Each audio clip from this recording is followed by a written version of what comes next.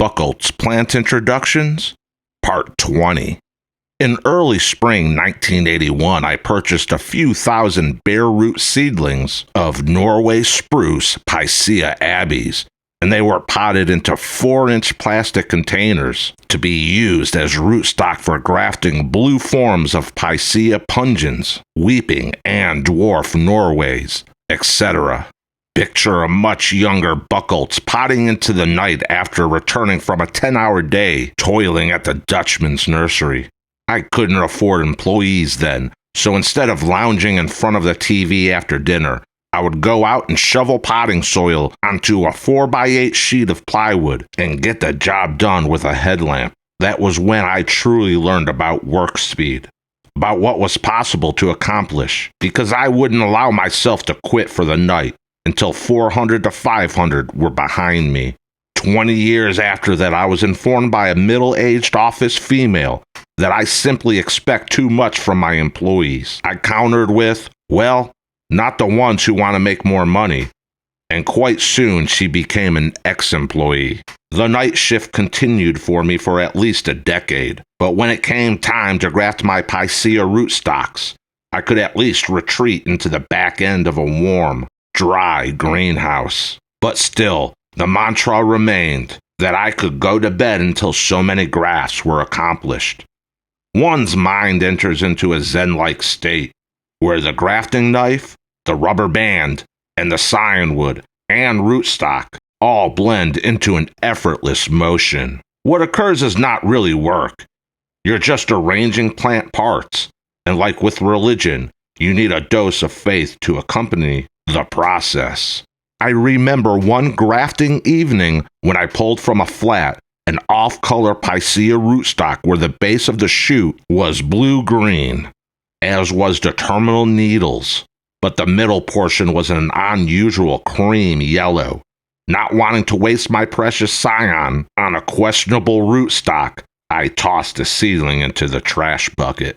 The following morning, I went into the greenhouse to put the grafts away and to clean the area, and there sat my rejected rootstock atop a container full of garbage. Somehow, I felt compelled to rescue the spruce, because other than the yellowish needles, the seedling itself looked, I don't know, somewhat interesting.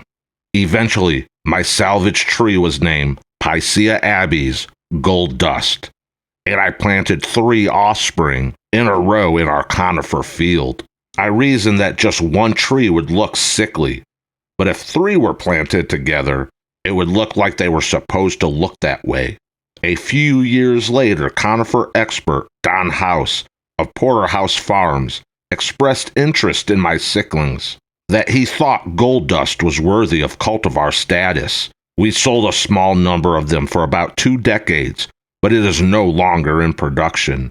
Today, one tree broods by itself in the conifer field, about 10 foot tall at 40 years of age. But I'm the only employee at the nursery who cares about its story, let alone knows where it exists.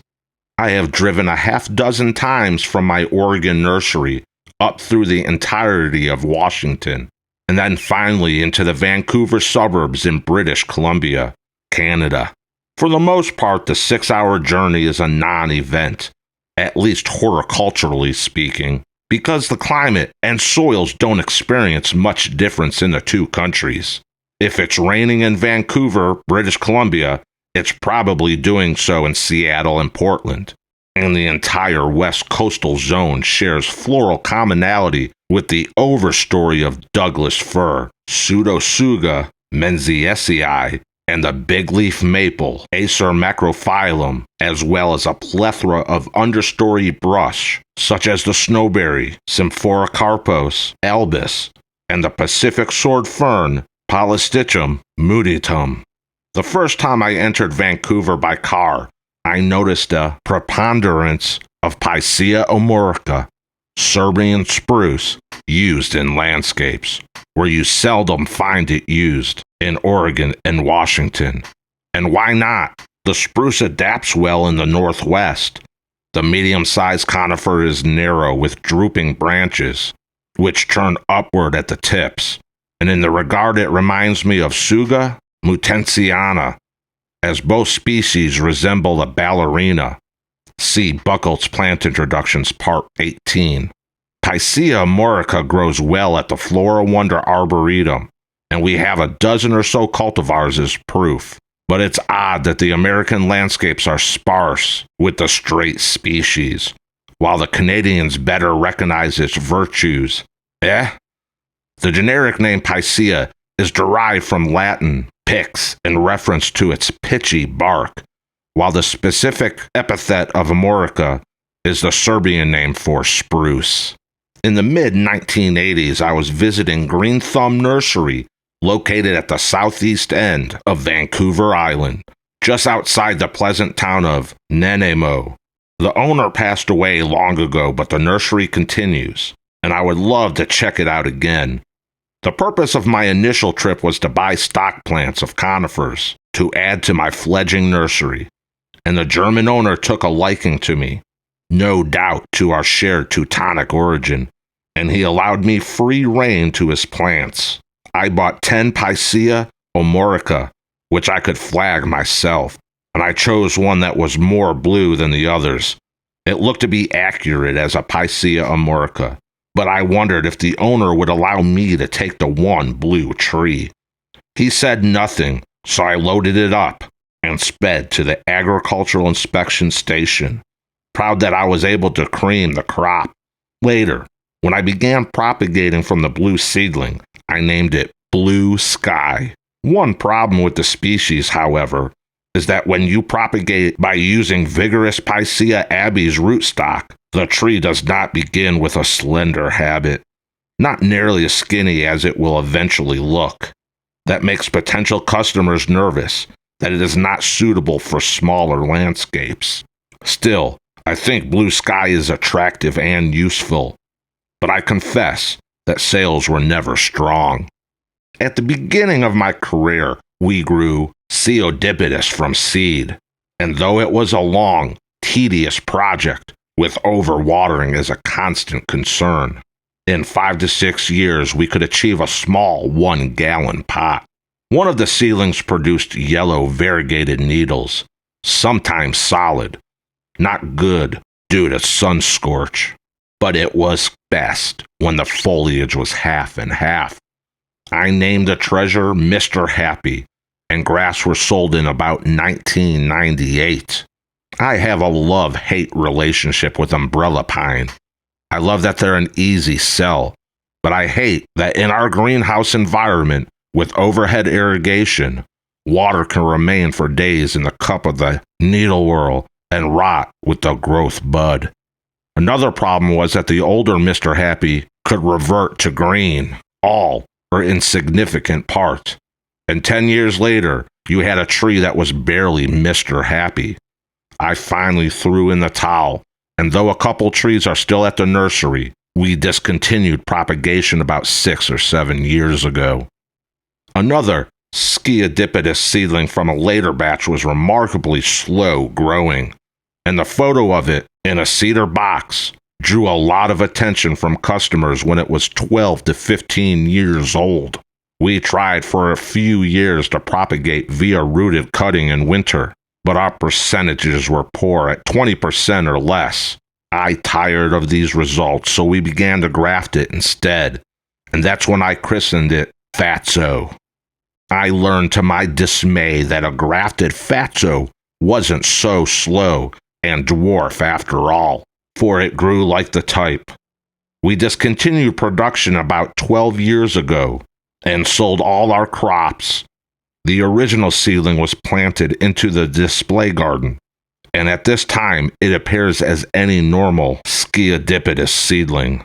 The introduction was a mistake in hindsight, and now I fare for the original, as it was planted close to the office, but under a power line, and every couple years we'll have to top it. Buchholz Nursery has produced a fair number of Pinus thunbergii kotobuki, and the cultivar is easily propagated by grafting onto Scots pine, Pinus sylvestris. The cultivar name is Japanese for celebration, and according to the RHS, Encyclopedia of Conifers, it originated in Japan before 1976. About 2018, I noticed that one of our 6-foot narrow stock trees developed a congested mutation at its top. I decided to propagate from the mutation broom, whatever it was, and I labeled it Buki Broom to keep track of its heritage. I've given away a couple of the grass, so it has been by definition introduced. But since the propagules are only about basketball size in a greenhouse, I don't know yet what the future will be as a worthy landscape plant. The world doesn't need another green, ordinary pine ball, that's for sure. Another pine introduction is Pinus mugo mini, which resulted as a witch's broom mutation on the already slow Pinus mugo mops. Its diminutive shoots are usually less than a half-inch long, and you work hard to find straight stems of 2- or 3-year-old wood to graft. Mini was first sold in about 1998, and my oldest tree from the crop is a squat, impenetrable globe about 24 inches, 61 centimeters wide. A cute plant for sure, but no profit for the nurseryman. However, any plants person intrigued with its continuation need only ask for scion wood. Pseudotsuga menziesii, green beryl, originated as a witch's broom, and when it was gifted to me at a small size, I can't say that I was overjoyed. Yet, another green blob in the garden. But as it increased in size, I grew to like it, especially the perky brown buds that poke out from the light green needles. We sold grafts of it for a couple years in about 2012, but it is no longer in production. Green beryl grows fine in our USDA Zone 7, but since it originated in our relatively benign Willamette Valley climate, it is doubtfully hardy in a more harsh area. Cedrus deodora veneta is a prostrate dwarf that also originated as a witch's broom mutation. Scionwood was given to me by a friend of Veneta, who the friend went by the name of Shorty. Since Veneta found the broom, if I have the story straight, I gave it her name in honor, although I never met the woman. Sadly, Veneta is of weak constitution. The cedar, not the lady. And our original start fried and died in our 116 Fahrenheit heat dome of June 28th, 2021. Mr. Shorty was indeed short, but he was sharp and snappy as a retired owner of a successful retail garden center, and he was a genuine lover of plants. With his horticultural background, I was surprised that he referred to the witch's broom as a witch's brood, and he did so at least 3 times while he was describing it. Who knows? Maybe brood, broom are synonymous. Mr. Shorty was greatly impressed with giant redwoods, and he housed a collection of blue seedlings on various properties, or at least he knew where the bluest could be found. He knew that I too admired all cultivars of Sequoiadendron giganteum, and I appreciated that he was generous with the scion wood. Eventually, 3 of Shorty's findings were named and propagated. Shorty's blue, lacy blue, and exceptionally blue. All 3 specimens stoutly thrive in our conifer field, where they display the same degree of blueness, more or less. Yes, lacy blue features foliage more fine than the others. Shorty's blue is not short. It is as tall as the others. Mr. Shorty's favorite was named by me as exceptionally blue because he constantly referred to it as such, and he did so with great enthusiasm.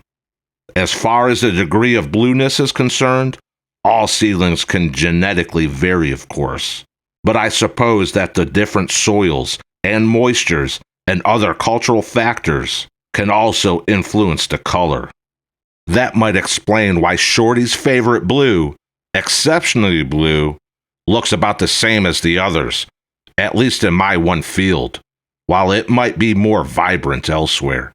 The last introduction that I'll discuss in this blog is Sequoiadendron giganteum, John Muir.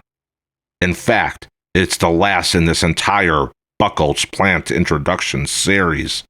I copy partially from my June 21st, 2019 blog, Half-Baked Spud. The woods lining the Boise River gave French-Canadian trappers solace after they trudged across the arid lands. They named the area Boise, meaning wooded, and today it is known as the City of Trees. The developed parks, paths, and green spaces are as impressive as in any city in America. My purpose in Boise was to see the state's largest giant redwood, Sequoiadendron giganteum, which was recently moved 2 blocks away due to a hospital expansion plan. A year ago, when I heard about the move, I instantly criticized that the hospital should expand elsewhere, since it was a seedling given in 1912 by Scottish naturalist John Muir, the founder of the Sierra Club. It would have been cheaper to cut the tree down, but the hospital feared a public outcry. So a Texas-based company that specialized in moving big trees was enlisted. This would be their largest move ever. For $300,000, they were happy to take on the project. A company spokesman estimated the total weight with roots and soil to be 800,000 pounds. Nevertheless, he put the chances of the tree's survival at 95%. I would have guessed closer to 50%, but I'm not the expert. He explained that sequoias in their native habitat in California draw moisture from the misty atmosphere and can live for several thousand years. Obviously, his assertion was flawed because he was talking about the coast redwoods, Sequoia sempervirens, not the giant redwoods from the western slopes of the Sierras. But he was the expert. To everyone's relief, including mine, the tree has survived. It will never grow as large in the drier, colder climate of Boise than those in my hometown of Forest Grove, Oregon. But when my daughter drove me to the site, I had to tip my hat to the tree movers. Its unusual top was due to damage from Christmas decorations in the 1980s. Tree abuse, certainly. A wood fence surrounds the redwood to keep people from trampling at its base. But when no one was looking, I collected a few cones and hoped to germinate the seed. If successful, I'll have an indirect connection to Muir, who packed the seedlings. Himself, of course.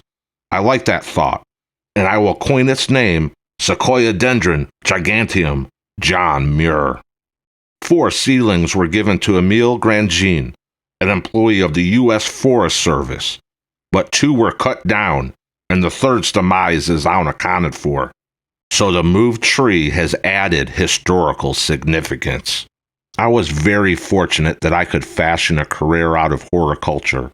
And despite the hard work and constant worry, I was able to introduce a couple hundred cultivars into American landscapes. Well, they are also being grown in Europe and Japan.